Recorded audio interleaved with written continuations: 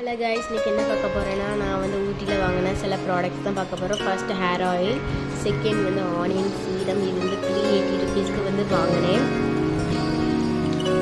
அழகாக இருக்குது பார்த்தீங்களா.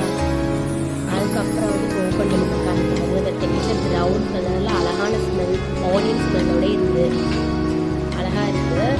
நெக்ஸ்ட் வந்து ரோஸ்மெரி ஆயில் 2 வாங்கியிருந்தேன். ஸோ இது வந்து 360 ருபீஸ்க்கு வாங்கியிருந்தேன் 2 நாள். ஸோ இதில் வந்து அழகாக இருக்குது. ஒரு பியோர் ட்ரான்ஸ்பரண்ட் கலரில் தான் இருக்குது. அதை பார்க்கவே உங்களுக்கு பார்த்தாலே தெரியும்.